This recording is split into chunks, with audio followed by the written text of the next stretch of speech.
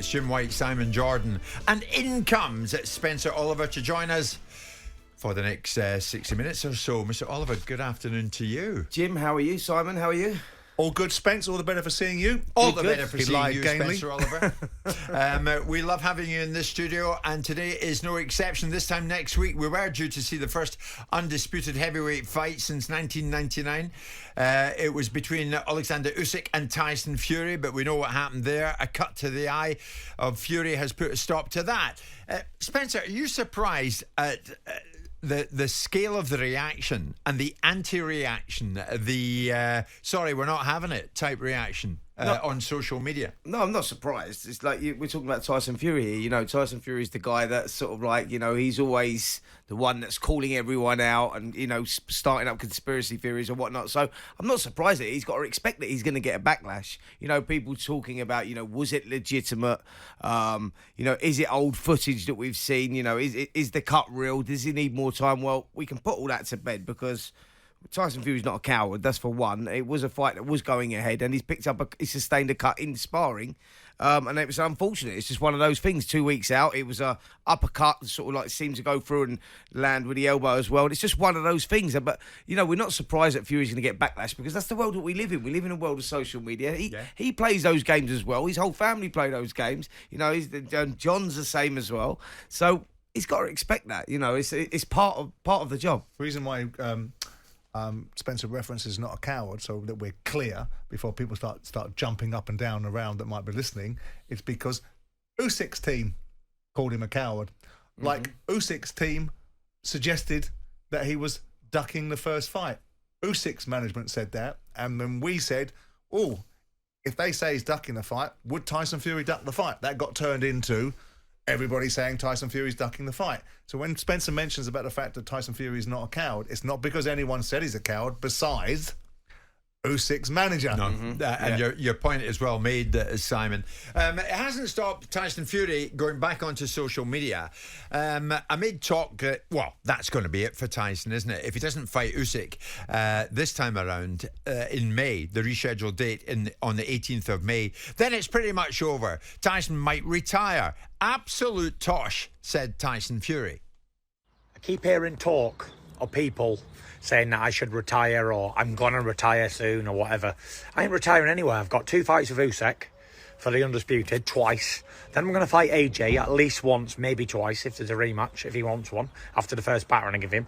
And then I'm going to fight Ngannou again. And that's just a start. So there's 5 little fights for you to whet your appetite with. I ain't going nowhere. Nowhere. 35-year-old in the prime of my life. So he's laying out, Simon, a 5-fight plan. What chance do you give it? I don't know.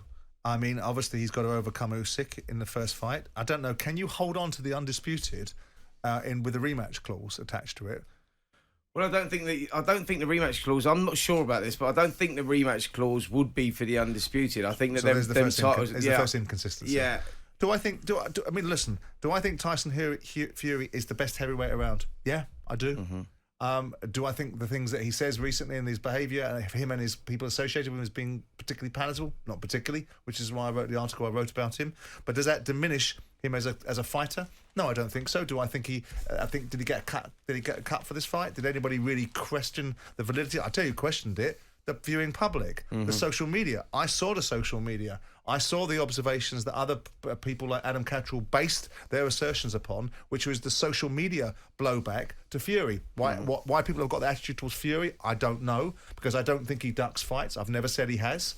I don't think he doesn't want to fight the best. I think he wants to fight them on his terms. But then again, if you're the best heavyweight around, why shouldn't you? Listen, May the 18th, realistically, is that enough time? That's my major concern here, because we saw the cut and we saw how bad the cut was. You know, it was a long one. That tissue is going to be still be very soft. Well, he must know what he's doing, Spence. Yeah, but it's 10 weeks, Simon. And that's my only concern, because I think that we do get the fight. Obviously, that fight has been penciled in. There's a £10 million forfeit for anyone that doesn't turn up for that day. But my worry is not the fact that the cut won't be healed by then, but it's the training that Tyson has to go through that, and he's got to be at the top of his, of his game. He's a big boy with Absolutely. a big mouth, right? So he can live with the consequences of choosing to make a fight. You know, I'm assuming that there must be some reason behind those dates. Frank Warren is no fool. Yeah. The Saudis want the best event and they can because they're the ones that are housing the Undisputed. I'm assuming there's good reason for May the 18th. You've got Bivol fighting Beterbiev in June. Yeah. So we know that they can go into the summer and fight if they want to. So I'm assuming that it's a good reason behind it. I hope and doubt that it will give anybody any reasons to have excuses if the fight doesn't go the way that it does. Of course, if he opens up that cut, the argument will be there. Yeah. I still maintain, irrespective of my views of Tyson Fury, the man now, rather than the boxer, I still think he's the best heavyweight around, and I still think, despite lots of people now going into the Usyk camp, I still think he beats Usyk. And I'm glad that they've made the rematch so quickly because it shuts the noise down. Yeah. Simon, I just want you to re-emphasise what you said, and you said it very firmly, but I don't think there's enough attention out there in certain quarters, if you know what I mean, that has been paid to this. You said quite rightly moments ago, it was the Usyk camp who said Tyson might be ducking something. Yeah, it was. Yeah. It was the Usyk camp who called upon his integrity. He gets Klumas, right? Oh, like it. Yeah. It's the Usyk camp. We know Klimas and we know we know Krasiuk. And we know they can, like many people in boxing, they can wind up the opposition's people. Yeah. And that's what this is all about. Jim, but this nothing to do with us, or Catrol, or you, or me, or Spencer, or anybody. The issue is that, you know, with all due respect to those involved, the Saudi situation is very sensitive for these guys. There's lots of money on the table, and they don't want to hear anything said that jeopardizes the relationship with Fury, with Saudi, with whatever else. Now, if there's unfair comment, that's, you know, and people get upset by it, then that's fine. But I cannot, for the life of me, understand why people are jumping up and down, getting their knickers in a twist, getting all carried away with the fact that people have made a few observations about... Tyson Fury makes an observation on everybody. Tyson Fury gets to say what he wants about everybody, and everyone's supposed to get on with it. Yeah. And just get on with it. And there are people in the media that don't just have to get on with it, that aren't prepared to just say, well, I'll tell you what, I'll toe the line because it keeps me access. You want all that sort of cobblers, go get Gareth A. Davis to speak to. But if you want people that have got a bit of substance, then they're not going to be sticking their tongue up your backsides because it gets them an access to a particular fight. Tyson Fury is not beyond reproach. Neither is Anthony Joshua. Neither is any fighter. And if fair comment is what's being observed on, and if one camp says that a fighter's ducking something, it is incumbent upon those in the media that are commenting on it to say, could that be true? Could that be true?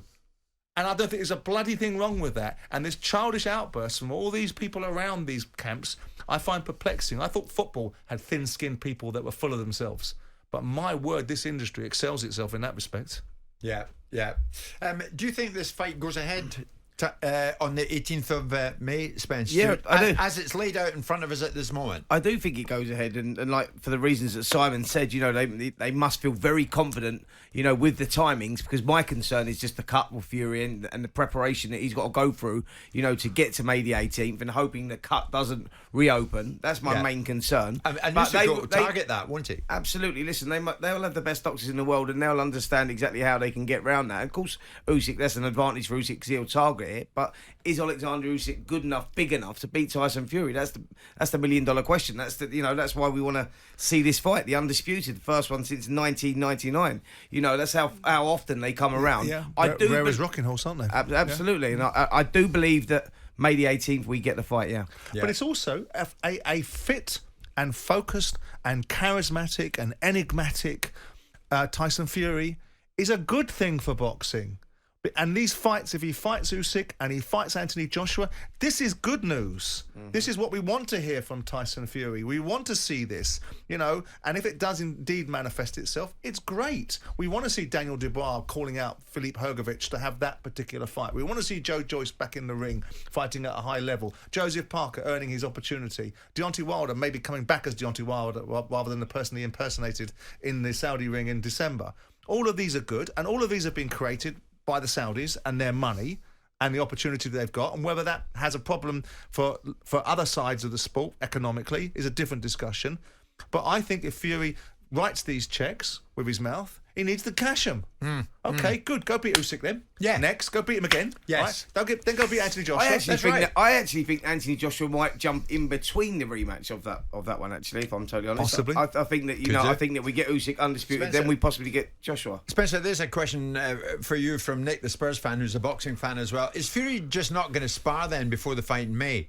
Surely that cut isn't going to heal, and surely he can't go in the space of time from now until the 18th of May as he is. Jim, when you're going into a fight of that magnitude, preparation is key, and you can't not spar. You can only get a certain fitness when you're training. The sparring gives you the fighting fitness. That gives you your timing, your ring awareness. So you can't. He's going to have to gamble with that. He's going to have to they'll probably pad it up well. They'll probably cover it up well. Or whatever, but he's going to have to take that gamble, in the training. Otherwise, he's not going to turn up 100%. So the answer to the question is yes, Tyson Fury will be sparring. When he starts sparring, I'm not sure. He looked in great shape, by the way, before this happened. Yeah. So, and you still take Fury to win it? I still take Fury to win it, yeah. Simon, you're the same. Yeah, I do. Yeah. I do not doubt. I don't believe. I don't subscribe to the view that he's in decline. That's other people having that view. That's also an opinion that people are allowed to have, and the way that you disarm that opinion is go in and punch Usyk's face in.